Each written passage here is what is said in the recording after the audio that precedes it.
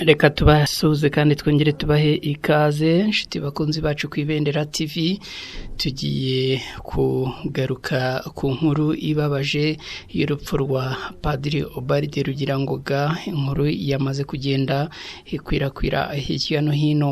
Padiri Ubald RUGIRANGOGA waruzwi mu bikorwa byo gusengera abarwayi n'iby'isanamitima ndetse n'iby'ubumwe n'ubwiyunge, yitabye Imana aguye muri Leta Zunze Ubumwe za Amerika. Nitwa Nyakwigendera ni ku IBENDERA TV. Reka tugaruke tunyuramo neza iby'urupfu rw'uyu Nyakwigendera Ubald RUGIRANGOGA.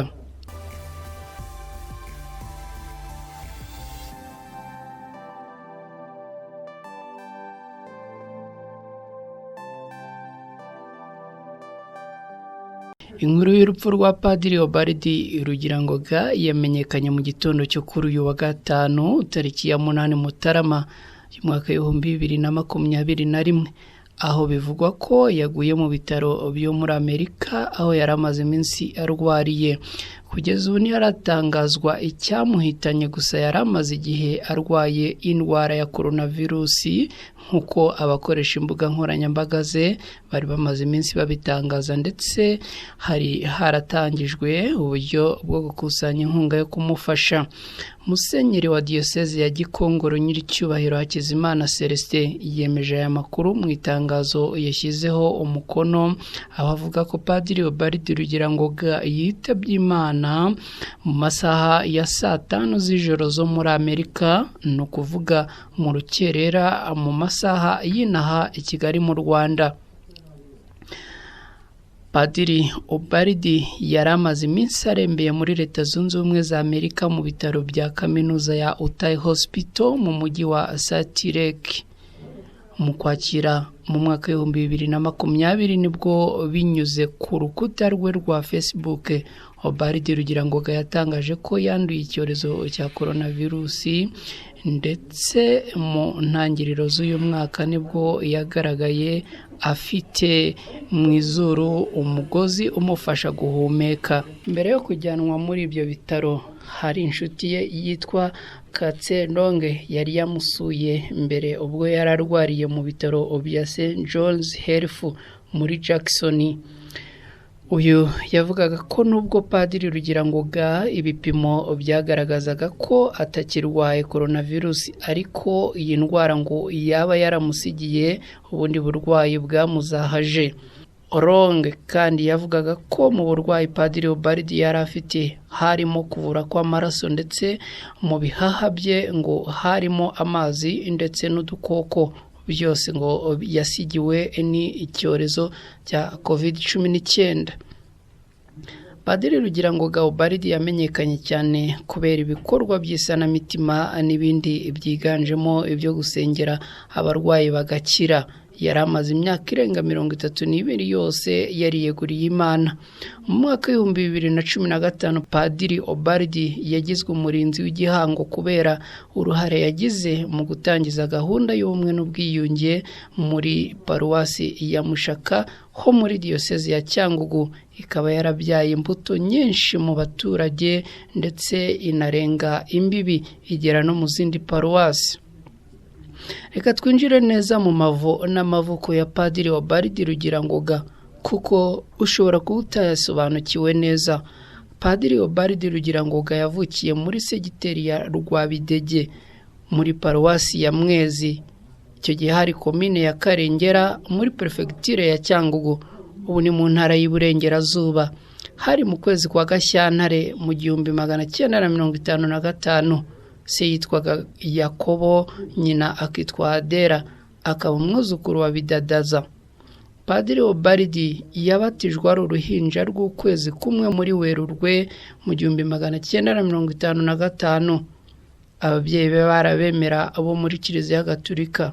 Amashuri abanza yigiye i Rwabidege kuva mu 1962 kugeza mu 1968. Seminari ntoya yayigiye Imibirizi, ayakomereza mu seminari nto yitiriwe Mutagatifu Pio wa 10 yo ku Nyundo kugeza mu mwaka wa 1973, aho yahungiye i Burundi.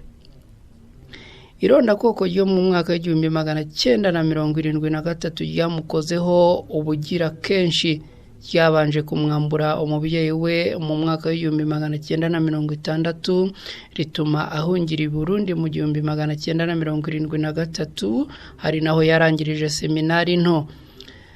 By'indunduro irondakoko ryamuvukije mama we yarasigaranye n'umuryango umugari we mu mwaka w'1994. Padiri Ubald yagarutse i Rwanda mu 1978, haza gukomeza mu seminari nkuru ya Nyakibanda. Ahabwa ubupadiri tariki ya 22 Nyakanga mu mwaka w'1984. Yaherewe ubusaseridoti Imwezi. Ahereye ku burere yahawe n'ababyeyi be, Yakobo na mama we bamubyaye bakamurera, bakamutoza imico myiza, bakamutoza iyobokamana, nubwo papa we nta gihe gihagije yabiboneye. Ibyo nibyo byatumye Padiri Ubald afata umwanzuro wo kuziyegurira Imana.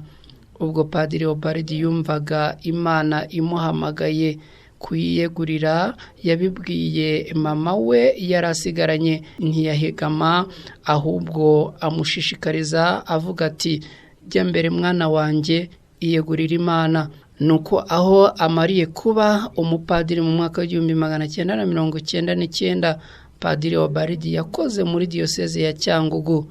Yaje guhabwa inshingano zo gukora muri sekretariya ya sinodi ubwo hategurwaga yubile y'imyaka 100 ivanjiri igeze i Rwanda. Muri ubwo butumwa harimo abapadiri 4, harimo na Padiri Ubald, hakaba harimo kandi n'umurayikikazi umwe.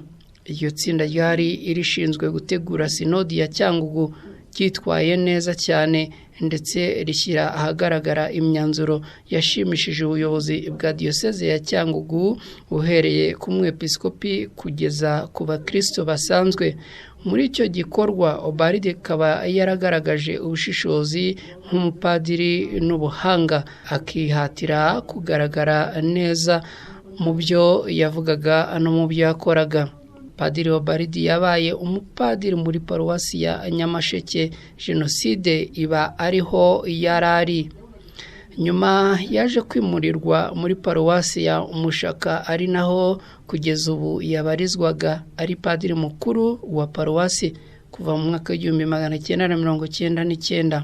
Kuva yagera i Mushaka, Padiri Ubald yasanze abakristo baho barebana ayingwe bitewe n'amahano ya Jenoside yabaye mu Rwanda muri Mata mu 1994, aho bamwe mu bakristo bitwaye nabi, bagirira nabi bagenzi babo badahuje ubwoko. Ibyo rero byatumye Padiri Ubald asanga hari abagifite ibikomere by'umwaka w'1994 mu bakristo b'iyo paruwasi yaragiye kuyobora. Yabaye umukangurambaga w'ubumwe n'ubwiyunge mu bakristo ba paruwasi ya Mushaka. Padiri Ubald akigera muri paruwasi ya Mushaka, yahise yihutira gushishikariza abakristo ba paruwasi ya Mushaka gusabana imbabazi ku byabaye muri Jenoside.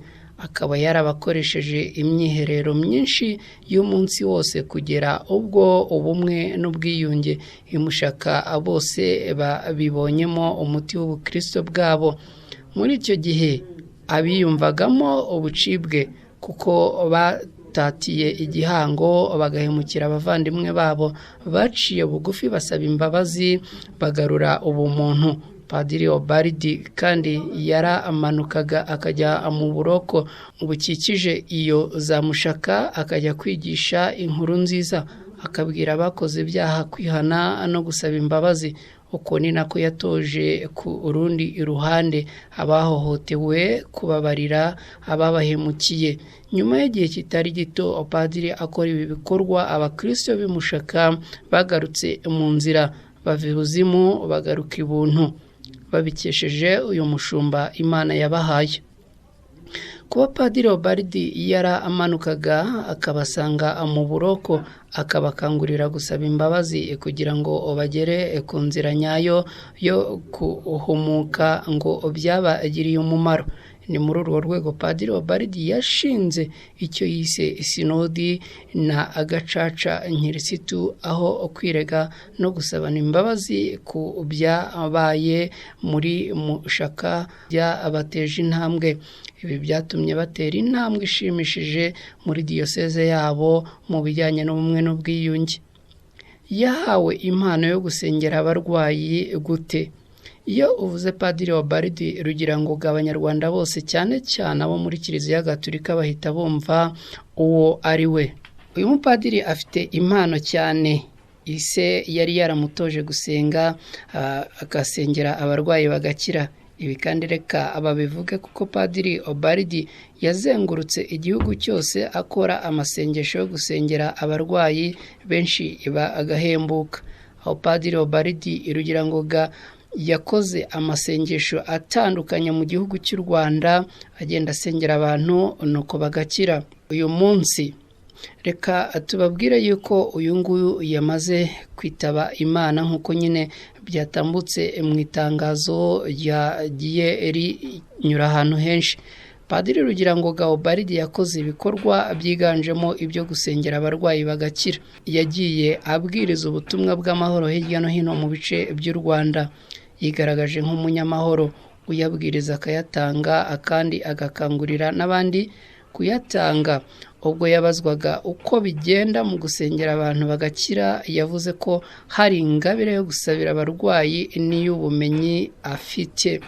Aho yavuze ko iyo arimo gusenga hari ibyo yerekwa, ibyo umuntu abona n'ibyo yumva, akavuga ko abibona nk'ureba filime, akumva n'ijwi irimubwiye ibyo agomba gukora, hanyuma ibindi akumva ari nk'ikiganiro kije mu mutima we. Umurimo wo gusengera abantu yawutangiye mu mwaka w'1987 ari umupadiri w'umusore.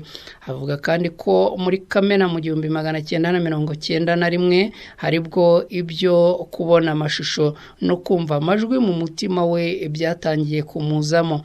Uyu kandi yayoboye amasengesho ahantu hanyuranye mu Rwanda no hirya no hino, aho twavuga nko kuri Stade Amahoro i Remera, umujyi wa Kigali, muri Gikondo, muri Cyangugu n'ahandi henshi hanyuranye mu ntara z'igihugu cy'u Rwanda. Umushumba wa Diyoseze Gatolika ya Gikongoro, akaba n'umuyobozi wa Diyoseze ya Cyangugu, Musenyeri Hakizimana, akaba yatangaje ko gahunda y'imihango yo kumushyingura izatangazwa hanyuma. Ni mu itangazo yasinyeho kandi arishyiraho umukono. Ibendera TV twifurije Nyakwigendera Padiri RUGIRANGOGA kugira iruhuko ridashira. Nge nitwa na Cretine Hirushwa, mugira amahoro.